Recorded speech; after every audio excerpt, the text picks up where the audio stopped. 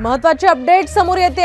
आपण पाहतोय संभाजीनगरात 6 ते 7 ईव्हीएम मशीन्स मध्ये बिघाड झाल्याचं कळतंय। ईव्हीएम मशीन बंद पडलेत आणि त्यामुळे या ठिकाणचं मतदान थांबलेलं आहे। ऐन मतदानाच्या दिवशी ईव्हीएम मध्ये हा बिघाड झालेला आहे आणि त्यामुळे मतदारांचा खोळंबा या ठिकाणी झालेला आहे।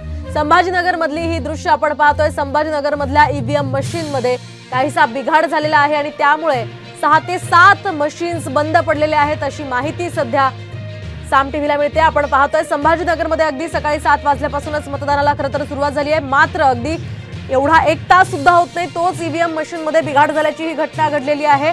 आपण पाहतोय संभाजीनगर मधली ही महत्त्वाची अपडेट। 6 ते 7 ईव्हीएम मशीन्स मध्ये बिघाड झालेला आहे आणि त्यामुळे मतदारांचा खोळंबा झालेला आहे। अगदी सकाळपासूनच नागरिक उत्साहामध्ये होते।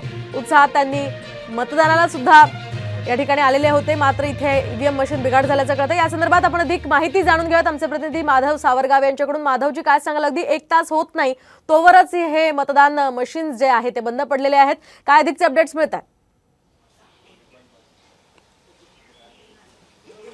मोहिनी, छत्रपती संभाजीनगर जिल्ह्यातील वैजापूर गंगापूर या 2 तालुक्यामधल्या ग्रामीण भागामध्ये एका ठिकाणी म्हणजे एका तालुक्यामध्ये 6 आणि दुसऱ्या तालुक्यामध्ये 4 मतदान यंत्रामध्ये बिघाड झाल्याची माहिती समोर आलेली आहे। त्या ठिकाणच्या तालुक्याचे निवडणूक निर्णय अधिकारी या संदर्भातली अधिक माहिती घेत आहेत। हा आकडा वाढण्याची शक्यता आहे। सोबतच ज्या ठिकाणी अडचणी येत आहेत त्या अडचणी दूर करण्यासाठी, कारण त्या ठिकाणी वेगळ्या मशीन दिलेल्या आहेत, अचानक मशीन बंद पडली तर दुसरी मशीन त्या ठिकाणी लावण्याचा प्रयत्न केला जातोय असं सांगण्यात आलेलं आहे। मात्र पहिल्या टप्प्यात तू सांगितल्याप्रमाणे काही ठिकाणी या मशीन बिघाड झाल्यामुळे मतदान करण्यासाठी जे रांगा लावलेल्या आहेत सकाळपासून त्यांच्यासमोर अडचणी निर्माण झालेल्या आहेत। अगदी नक्कीच माधवजी, धन्यवाद दिलेल्या या सविस्तर माहितीसाठी।